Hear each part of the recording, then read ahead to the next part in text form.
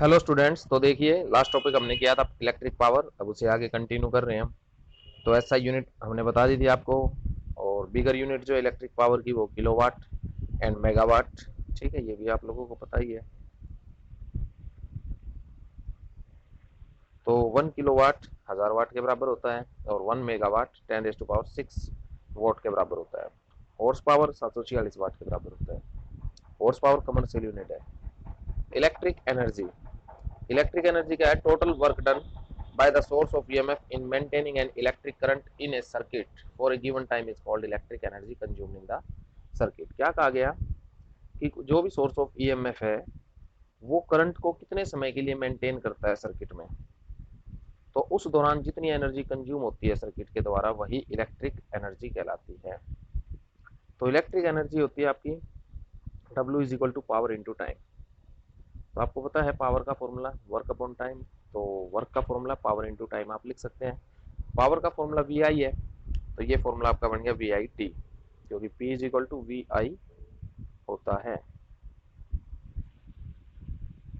तो आप वी को आई आर लिखिए तो आई स्क्वेयर आर टी, ये आपको फॉर्मूला मिलेगा।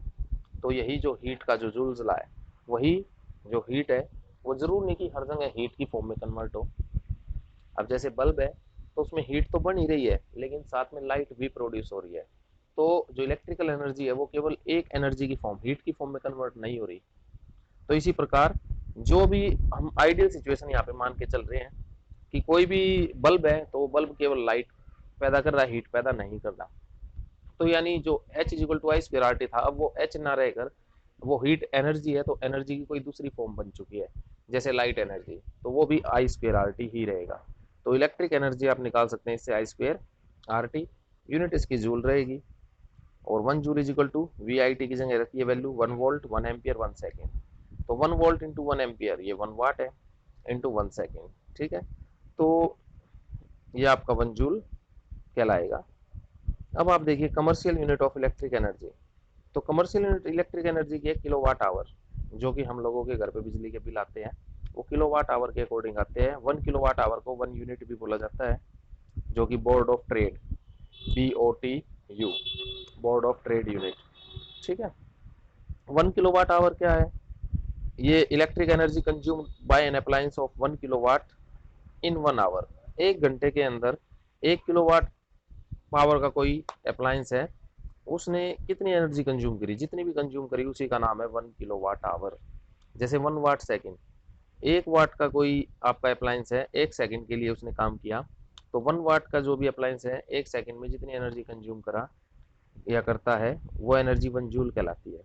सेम इसी प्रकार 1 किलोवाट आवर। ठीक है, 1 किलोवाट पावर के अप्लायंस ने 1 घंटे में जितनी एनर्जी कंज्यूम करी उस एनर्जी का ही नाम 1 किलोवाट आवर है। आप इसे जूल में कन्वर्ट कर सकते हैं। किलोवाट को 1000 वाट लिख दीजिए, आवर को 3600 सेकेंड लिख दीजिए, तो 1 किलोवाट आवर आपको मिलेगा 3.6 इंटू 10⁻6 जूल। तो ये हमारे जो मीटर लगे होते हैं घरों में वो इलेक्ट्रिकल एनर्जी किलोवाट आवर में मापते हैं, जो भी कंज्यूम की जाती है उसको। 1 वाट आवर भी आप इसी प्रकार लिख सकते हैं, आवर को 3600 सेकेंड लिखिए तो 3.6 इंटू 10⁻3 जूल। पावर रेटिंग, कोई भी आप बल्ब लेके आइए, अप्लायंस लेकर आइए, उस अप्लायंस के ऊपर उसकी पावर रेटिंग लिखी होती है। पावर रेटिंग का मतलब है कि वो कितने पावर का और कितनी वोल्टेज पे वो ऑपरेट होगा, ये लिखा होता है। जैसे आप 60 वाट का बल्ब लेकर आए जो हम घरों में यूज करते हैं, तो उस पर 60 वाट भी लिखा मिलेगा और साथ में वोल्टेज 220 से 240 के बीच ऐसा लिखा मिलेगा आपको कि ये जो वोल्टेज है इतनी आरएमएस वैल्यू के लिए सेफ है। तो पावर का फॉर्मूला आप पीछे पढ़ चुके हैं, वी स्क्वेयर अपॉन आर। तो इसी को आई स्क्वेयर आर लिख सकते हो, इसी को वी आई लिख सकते हो। इलेक्ट्रिक पावर कैसे मापी जाती है वो देखिए। जो भी आपके पास अप्लायंस है उस अप्लायंस को आप सर्किट में यूज कीजिए, बैटरी लगाइए और सर्किट में यूज करके उस अप्लायंस के पैरेलल में वोल्ट मीटर और उसके साथ सीरीज में एमीटर लगा दीजिए और सर्किट को स्विच ऑन कर दीजिए। तो जैसे आप स्विच ऑन करते हैं तो वोल्ट मीटर आपको वोल्टेज बताएगा उसके अक्रॉस, और एमीटर आपको करंट बताएगा उसके अक्रॉस। वी और आई आपको मिल गए, वी और आई की प्रोडक्ट निकाल दीजिए तो आपको क्या मिल जाएगी? पावर मिल जाएगी। क्लियर? तो यहाँ आप इससे तो आपको वी मिलेगा, इससे आई, दोनों की मल्टीप्लाई कीजिए और आपको ये पावर पावर मिल जाएगी, ये कितने पावर का है। इस प्रकार हम इलेक्ट्रिक पावर की मेजरमेंट करते हैं। अब कम्बिनेशन की बात करें, अप्लायंसेज, एक सिंगल अप्लायंस यूज ना करके बहुत सारे अप्लायंसेज को हम यूज करें तो कम्बिनेशन आपका सीरीज और पैरेलल। तो ये सीरीज दिखा रखा है सबसे पहले, सीरीज कम्बिनेशन में पावर जो कंज्यूम्ड होगी वो क्या होगी अप्लायंसेज के द्वारा। तो मान लेते हैं जो भी आपने अप्लायंस यूज किए हैं सबकी अपनी खुद की पावर है, वोल्टेज सबकी सेम है। मान लेते हैं जैसे एक 60 वाट का बल्ब, एक 25 वाट का, एक 100 वाट का, तो वाटेज सबकी अलग अलग है लेकिन वोल्टेज सभी ऑपरेट कितने पे हो रहे हैं, 220 से 240, यानी लगभग 220 ही आप मान लीजिए अराउंड। तो 220 वोल्टेज पे ऑपरेट हो रही है, तो वी सभी का सेम रहेगा। ये उन पे पहले से ही पावर रेटिंग है, उनके ऊपर रेट है, ये लिखा हुआ है। सीरीज में इनको जोड़ दिया हमने और वोल्टेज भी हमने यहाँ पे सप्लाई की जितनी इनको चाहिए, ठीक है, वो हमने सप्लाई कर दी। अब देखिए होगा क्या। अब आप एक तरीका तो ये सोच सकते हैं दिमाग में कि आपको पता सीरीज कॉम्बिनेशन में हमें पता है कि हर चीज रेजिस्टेंस है, क्योंकि हर चीज सारी की सारी एनर्जी को आइडियल नहीं है। जैसे लाइट बल्ब है तो सारी एनर्जी को लाइट में कन्वर्ट नहीं करता, हीट में भी कन्वर्ट करता है, क्योंकि वो खुद एक रेजिस्टेंस का भी काम कर रहा है। फैन है, सारी एनर्जी को मैकेनिकल में कन्वर्ट नहीं करता, हीट एनर्जी में भी कन्वर्ट करता है। तो आप इनको रेजिस्टेंस के तौर पे समझ सकते हैं, हर अप्लायंस आपका एक तरह का रेजिस्टेंस है, इसलिए इनको लोड रेजिस्टेंस भी बोला जाता है जो भी आप सर्किट में यूज करते हैं अप्लायंस। तो ये रेजिस्टेंस आप तीन मान सकते हैं। तो ये वोल्टेज लेगा V1, ये लेगा V2 और ये लेगा V3, यानी आपने दी तो V तीनों को चाहिए तो वोल्टेज V, लेकिन सीरीज में जोड़ने से वोल्टेज तो बढ़ गई, यानी सभी को V वोल्टेज ना मिलके V से कम वोल्टेज मिली है, क्योंकि V1 V2 V3 तीनों जुड़ के V के बराबर है। तो यानी अकेला V1 अकेला V2 अकेला V3 V से कम है, और V से कम है, और देखिए इन पे लिखा हुआ क्या, इनको चाहिए कितनी, इनको तो V वोल्टेज चाहिए सभी को, तब जाके ये अपने पूरी मतलब फुल ब्राइटनेस देंगे, फुल्ली ऑपरेट होंगे। लेकिन V वोल्टेज से कम मिल गई, कम वोल्टेज मिली, तो एक बात दिमाग में आनी चाहिए कि हाँ भाई अब जो ये P1 है, जो फर्स्ट बल्ब है, जो सेकंड बल्ब है, जो थर्ड बल्ब है, वो अपनी पूरी जो कन्वर्जन थी, जो भी एनर्जी की फॉर्म को कन्वर्ट कर रहे थे, वो पूरी तरह से कन्वर्ट नहीं कर पाएंगे, क्योंकि वो पूरा कन्वर्जन जो दिया गया था वो P1 V1 के लिए था, वो P2 V के लिए था, P3 V के लिए था, P1 V के लिए था, लेकिन V1 V2 V3 कम हो चुके हैं, जिसके कारण अब आपको जो इनकी एफिशिएंसी थी, जो इतना अच्छा आपको मिलना चाहिए था रिजल्ट, उतना अच्छा ना मिलकर उससे कम मिलेगा। यानी अगर मान लेते हैं बल्ब P1 100 वाट का था, तो जितनी उसको ब्राइटनेस देनी थी उतनी ब्राइटनेस ना देके कम देगा। अगला जो था 200 वाट का था या जितने का भी था, सभी अपनी ब्राइटनेस को कम कर देंगे, क्योंकि सभी को वोल्टेज कम मिल रही है। ये आप कह सकते हैं। इतना तो आपके दिमाग में वैसे ही आना चाहिए इस कंसेप्ट को आगे पढ़ने से पहले। अब हम आगे बढ़ते हैं। अब देखिए, पावर आपको बता रही, वोल्टेज आपको बता रही, और पावर का फॉर्मूला आपको बता रहा। तो अगर मैं P1 की बात करूं तो P1 इज इक्वल टू क्या होगा, P1 इज इक्वल टू क्या होगा, V स्क्वायर बाय R, ये स्क्वायर है, ये ऊपर है ये पावर। तो V आपको बता रहा, तो R1 लिख दीजिए, तो आपको यहाँ से R1 नहीं पता चल जाएगा, V स्क्वायर बाय P1 करके। इसी प्रकार R2 क्या निकलेगा, V स्क्वायर बाय P2। भाई ये तो जो रेटिंग है ना, उस रेटिंग के अकॉर्डिंग बिना सर्किट में यूज किए भी आप इनका रेजिस्टेंस पता लगा सकते हैं कि जो वायर यूज की गई है, जो टंगस्टन वायर यूज की गई है, उस वायर का रेजिस्टेंस है कितना एक्चुअली। भाई देखो, आप यूज करोगे सर्किट में तो टेम्परेचर बढ़ेगा, उसके अकॉर्डिंग तो रेजिस्टेंस चेंज होगा, लेकिन अभी फिलहाल कितना है जब तक हमने सर्किट में इसे यूज नहीं किया। तो R1 R2 R3 आप निकाल सकते हैं इस प्रकार। तो ये R1 निकाल दिया, V square by P1, R2 V square by P2, R3 V square by P3। तो सीरीज कॉम्बिनेशन है तो तीनों का रेजिस्टेंस ऐड हो जाएगा, तो टोटल रेजिस्टेंस इक्विवेलेंट रेजिस्टेंस क्या आएगा, तीनों का कॉम्बिनेशन। तो ये इक्विवेलेंट रेजिस्टेंस है, तो इक्विवेलेंट रेजिस्टेंस यानी इन तीन रेजिस्टेंस की जगह एक अकेला रेजिस्टेंस आर यूज कर लीजिए, तो सर्किट वैसे ही काम करेगा जैसे तीनों मिलकर करवा रहे थे। जो तीनों रेजिस्टेंस सर्किट में थे उस समय जैसा काम कर रहा था, जितना करंट सर्किट बैटरी से लिया जा रहा था, अकेले आर को यूज कर दीजिए तो वो इन तीनों के बराबर है, तो वो भी उतना ही करंट सर्किट में ड्रॉ करवाएगा बैटरी से। तो सेम काम रहेगा, सेम काम रहेगा, तो यानी इन तीनों की अलग अलग जो पावर थी, वो तीनों की जो इफेक्टिव पावर है, इफेक्टिव पावर के बराबर ये आर काम करेगा, तो इस आर की पावर भी इन तीनों के बराबर होनी चाहिए। तो तीनों बराबर होनी चाहिए, तो हम फॉर्मूला लगाते हैं। तो आर के लिए पावर से रिलेट करेंगे तो आर को क्या लिख सकते हैं, वी स्क्र बाय पी। भाई जैसे आर वन को वी स्क्र बाय P1 लिख सकते हैं, तो आर को क्या लिख सकते हैं, V square by P. R one को लिख दो V square by P1, V square by P2, V square by P3। V common out करी, कॉमन निकालिए और कट कर दीजिए। तो पावर देखिए रेसिप्रोकल ऐड हो रहा है, यानी सीरीज कॉम्बिनेशन में पावर का इफेक्टिव पावर सभी अप्लायंसेस की पावर के रेसिप्रोकल के सम के बराबर होती है, यानी रेसिप्रोकल करके उन सभी को जोड़ दीजिए इंडिविजुअल पावर्स को, और जोड़ने के बाद जो आपको मिलेगा वो आपकी इफेक्टिव पावर कहलाएगी। तो अगर एन बल्ब है और सभी की पावर सेम है तो इफेक्टिव पावर क्या आएगी, पी बाय एन, यानी एक बल्ब की जो पावर थी उसकी उसके भी एन टुकड़े कर दो। आया कुछ समझ में, यानी पावर कम हो गई। तो जब भी सीरीज में कनेक्ट किए जाएंगे बल्ब तो पावर कम हो जाएगी।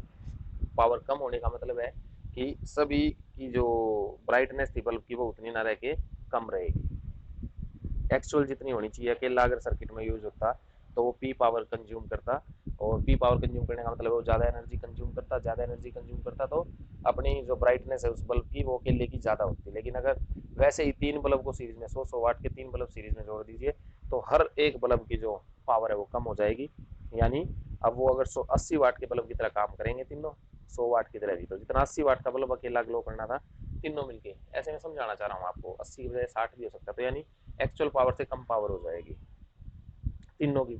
तो एक पर्टिकुलर अगर हम देखेंगे ये तीनों की इफेक्टिव पावर भी क्या आएगी, एक अकेले की पावर का एन पार्ट, तो तीन यूज कर रहे हो तो तीन की जो तीनों 100 वाट के तो 100/100/3 कर दीजिए, इतनी आपको इफेक्टिव तीनों की देखने को मिलेगी, ये मैं कहना चाह रहा हूँ। तो करंट अगर आपको निकालना है तो करंट का फॉर्मूला आप वी बाय आर, तो वी जो टोटल दी गई है वो वी है, रेजिस्टेंस टोटल क्या है तीनों का सम, क्योंकि सीरीज कॉम्बिनेशन है तो आपको करंट मिल जाएगा।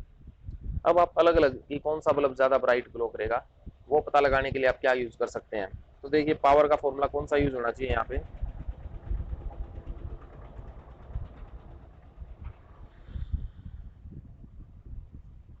तो आपको पता है कि सीरीज में करंट सेम रहता है, तो और रेजिस्टेंस हमने पहले ही निकाल लिया R1 R2 R3, तो अब हम पता लगा सकते हैं कि कौन सा कितनी पावर कंज्यूम करेगा। तो जो P1 है आपकी वो एक्चुअल P1 ना नहीं है ये, इसलिए इसका नाम P1 डैश लिखा गया है। P1 तो क्या थी कि अकेला अगर वो सर्किट में यूज होता तो इतनी पावर, यानी 100 वाट का बल्ब अकेला सर्किट में यूज होता तो वो इतनी पावर आपको देता, 100 वाट की देता, ठीक है ना, 100 वाट पावर मिलती।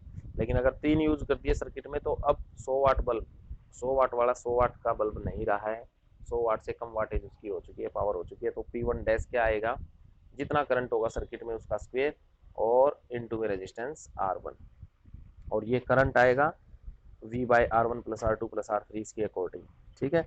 और अगर अकेला होता सर्किट में, आप खुद सोच के देखिए, अगर तीन बल्ब यूज ना करके अकेला यूज करता तो मैं करंट निकालता तो क्या आता, V/केवल R1 आता, और दो बल्ब यूज करता तो क्या आता, V/R1 प्लस R2। तो देखिए ध्यान से, ऊपर वाली चीज तो सेम है लेकिन नीचे वाली चीज बढ़ती जा रही है, नीचे वाली बढ़ती जा रही है तो ये घटता जा रहा है, और ये घटता जा रहा है तो जो P डैश है, जो नई पावर आएगी जैसे P1 डैश, तो उसको क्या लिखोगे आप, जो I1 आएगा, ये सॉरी यानी ये जो आपका कॉम्बिनेशन है ना, तो इसको I1 आप बोल सकते हैं, I1 भी मत बोलिए, सीरीज है सीरीज में I सेम रहेगा, तो I R जिसका आप निकाल रहे हो 1 का, तो I²R1, ठीक है। तो जैसे सीरीज में आप रेजिस्टेंस जोड़ते जाओगे तो बाय में V के बटे में वैल्यू बढ़ती जाएगी और I घटता जाएगा, I घटता जाएगा तो पावर घटती जाएगी। तो जो एक्चुअल पावर होनी चाहिए थी अकेले की, यानी ये वाला अकेला केस होता तो ये वाला I बड़ा होता और ये वाला I आपका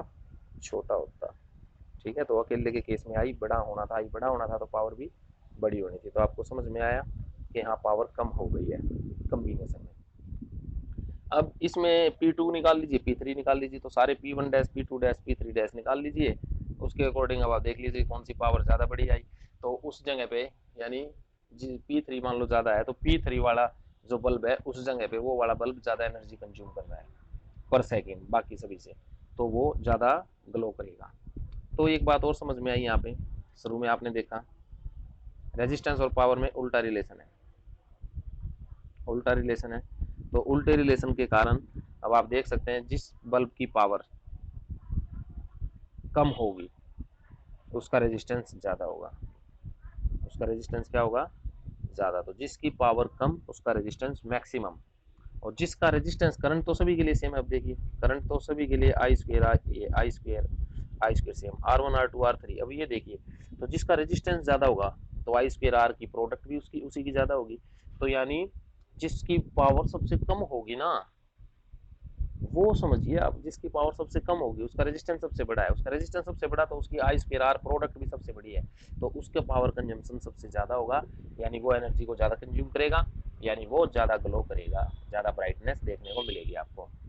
और एक और कंडीशन है, सीरीज कॉम्बिनेशन में जिसकी पावर लोवेस्ट होगी उसके फ्यूज होने के चांस भी ज्यादा है, क्योंकि वो ज्यादा पावर कंज्यूम कर रहा है, उसकी पावर ज्यादा आ रही है, तो ज़्यादा पावर आने से उसकी एक जो लिमिट है उस लिमिट को वो क्रॉस कर सकता है कि इतना हीट होना चाहिए, तो वो हीटिंग ब्राइटनेस बढ़ती जा रही है, बढ़ती जा रही है, तो सबसे पहले फ्यूज होने का चांस किसके, अगर आप वोल्टेज बढ़ाते जाए जैसे, या ये आई बढ़ता जाए, ठीक है, तो आई अगर इंक्रीज करेगा तो आई स्क्वायर आर इंक्रीज करेगा, जिसके कारण वो ज़्यादा ग्लो करेगा, ज़्यादा ग्लो करने से उसके फ्यूज होने के चांस भी सबसे ज़्यादा है, या वोल्टेज ज़्यादा मिलने पर भी उसके फ्यूज होने के चांस ज़्यादा है, क्योंकि वोल्टेज की लिमिट उसकी 230 है, 220 230, तो उसको जो वोल्टेज मिलेगी वो इससे अगर ज़्यादा मिल जाए कम्बिनेशन में तो उसके फ्यूज होने के चांस ज़्यादा है। जैसे कि मान लो आपने 800 वोल्ट अप्लाई कर दिया और उस अकेले को 220 थी जो लोवेस्ट पावर का था, उसे 250 या 260 मिल गई वोल्टेज, जो बंटवारा हुआ 800 वोल्टेज का, तो वो फ्यूज होएगा सबसे पहले।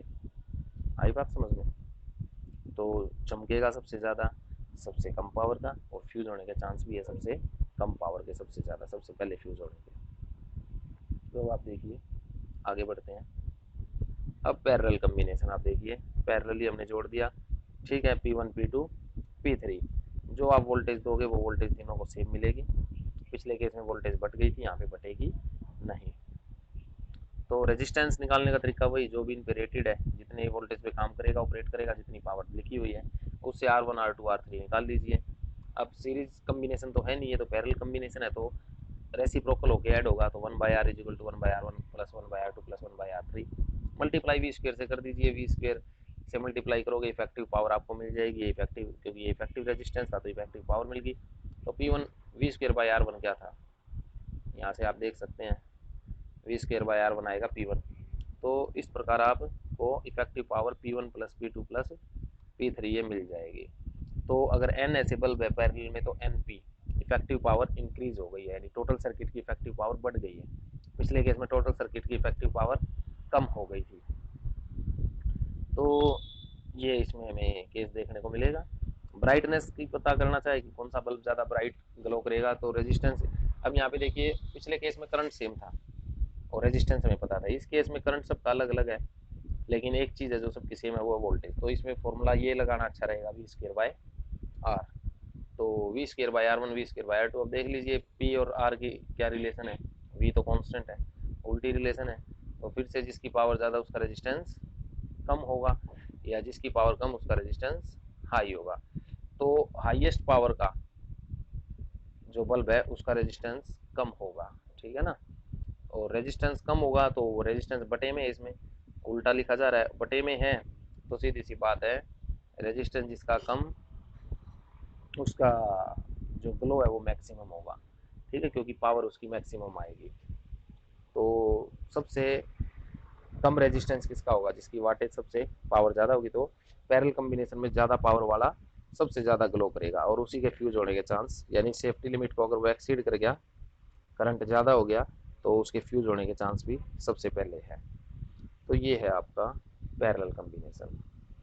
Efficiency of a source of EMF, efficiency क्या होती है, output power by input power. Output power आपको यानी वोल्ट मीटर जो माप रहा है वी, और करंट जितना उस सोर्स में से अप्लायंस में से गुजर रहा है आई, वी इंटू आई कर दीजिए। इनपुट पावर यानी एक्चुअल पावर दी कितनी गई है, बैटरी की वोल्टेज कितनी है खुद की, ईएमएफ ई, और करंट बैटरी में से भी कितना जा रहा है क्योंकि वो भी उसी का पार्ट है सर्किट का आई, तो आई से आई कट कर दीजिए, वी बाई ई, वी होता है ओम्स लॉ के अकॉर्डिंग आई आर, ई होता है आपका I into R plus R, यानी I R plus I into small R, ठीक है, ये होता है आपका ई। तो आई से आई यहाँ पे फिर से कट हो जाएगा, तो आर अपॉन में आर प्लस आर। तो देखिए एफिशिएंसी, कभी भी किसी बैटरी का इंटरनल रेजिस्टेंस आइडियल केस में जीरो हो सकता है, लेकिन आइडियल कोई भी बैटरी नहीं होती, तो सभी बैटरी का इंटरनल रेजिस्टेंस कुछ होता है, जिसके कारण आर अपॉन में आर प्लस आर, तो आर प्लस आर ऊपर वाले आर से बड़ा हो गया है, तो नीचे वाली संख्या ऊपर वाले से बड़ी है, तो आंसर हमेशा 1 से छोटा आएगा। तो कभी भी किसी भी ये अप्लायंस की ये जो भी, जैसे efficiency of a source of EMF is defined ratio of output power to the input power, तो कभी भी आपको output power by input power 1 नहीं मिलेगा, यानी जितने हमने पावर दी उतनी पावर आपको नहीं मिलेगी, आउटपुट उतनी ही नहीं होगी। ठीक है, तो यहाँ तक आज करते हैं, बाकी करेंगे कल।